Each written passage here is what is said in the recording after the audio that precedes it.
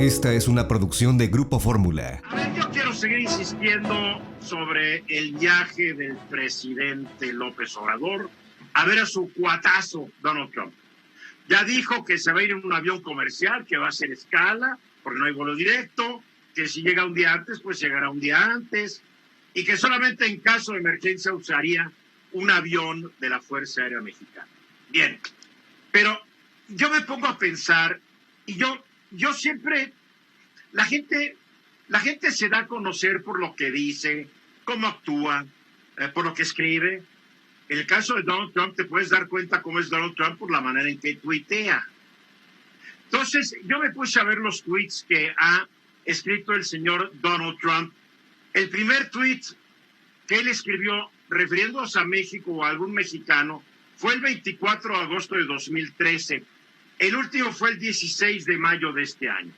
Pero ha tuiteado poco más de 320 veces sobre México. La mayoría de sus tweets han sido ofensivos y en ningún momento ha mostrado el menor arrepentimiento de haber difundido alguno de ellos. A ver, en su tweet más reciente dijo: México debe controlar un muy gran problema. Pero es una traducción literal, porque ustedes saben que él habla como vendedor de coches usados, y no quiero insultar a los vendedores de coches usados, pero todo es superlativo en él, ¿no?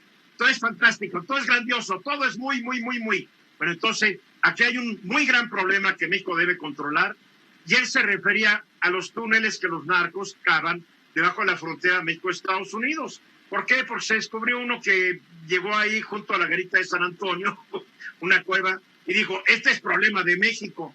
Y como que se hace tarugo y no acepta que el problema es el altísimo consumo de sus paisanos ahí en Estados Unidos de drogas. A ver, desde el 4 de junio al 28 de noviembre de 2014, tuiteó o retuiteó 31 mensajes relacionados al caso de un exmilitar gringo, el sargento Tamjuresi, que fue arrestado cuando se descubrió que ilegalmente introdujo armas a México. Trump exigió su liberación, pidió un boicot contra México, calificó a nuestro país como un enemigo del suyo y escribió que si él fuera presidente, y así lo escribió, el sargento saldría de la cárcel con una llamada telefónica. Si no, México pagaría un precio como nunca antes. Vean la amenaza, los iba a invadir por un sargento, un ex sargento de los Marines, que después en Estados Unidos, ya después fue liberado por México, lo metieron en la cárcel por otro delito, o sea, no era una blanca paloma. Después, en sus tweets, ¿qué ha dicho? A ver, ha dicho que el sistema judicial mexicano y nuestros gobernantes son corruptos. Escribió eso cuando era un hombre de negocios, pero nunca se ha retractado. Ha recomendado no hacer negocios con los mexicanos. Afirmó que un campamento del Estado Islámico estaba a 13 kilómetros de la frontera. Acusó a México de robarse empleos.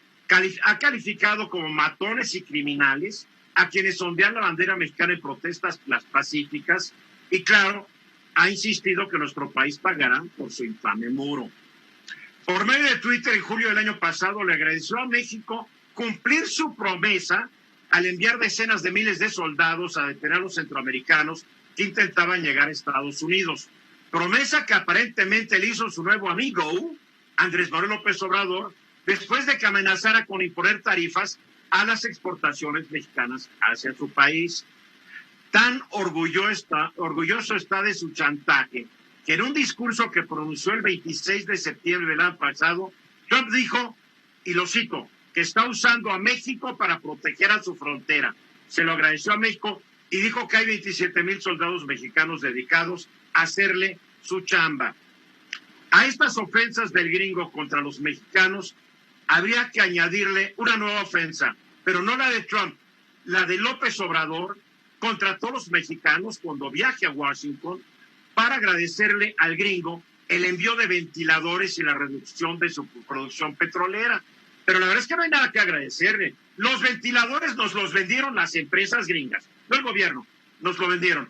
Y la reducción de petróleo la decidieron las empresas privadas petroleras cuando, y esto no me dejará mentir Ramsés Pech, que sabe mucho del asunto, cuando vieron que no les convenía seguir produciendo a los bajos precios o de seguir produciendo no tenían dónde guardar el petróleo. Entonces la pregunta, México no le debe nada al señor Trump. ¿Por qué Andrés Manuel cree que sí? ¿Por qué decide viajar Ahora Estados Unidos, para hablar la reelección de quien ha insultado y agredido a los mexicanos, sabiendo tal vez López Obrador que nunca condenaría la existencia de un régimen autoritario en nuestro país. Es la pregunta. ¿Por qué va AMLO a Washington? Si alguien me lo puede contestar, se lo voy a agradecer mucho.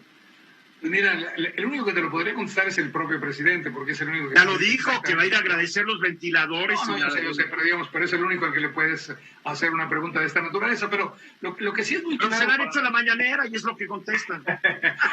pero lo que ha pasado para nosotros, para los que estamos viendo desde fuera, no cabe duda que todo el grupo está de acuerdo en que no debería ir a Estados Unidos. Y entonces, pues, la verdad es que desde el punto de vista de lo que tú acabas de mencionar, la gran pregunta hoy sería, señor presidente, acabamos de ver un atentado brutal contra un jefe de policía en la Ciudad de México. Este ocurrió con armas que definitivamente son armas traídas del extranjero. Claro, de Estados Unidos. Legalmente de Estados Unidos. Señor presidente, ¿no sería bueno que usted platicara con el señor Trump y que tuviera como uno de sus temas centrales en la discusión? Y creo que para eso no tiene que ir a Estados Unidos, para eso puede usar el Zoom. Bueno, pero nuestro presidente puede llevar el tema y lo puede levantar. Esta fue una producción de Grupo Fórmula. Encuentra más contenido como este en radioformula.mx.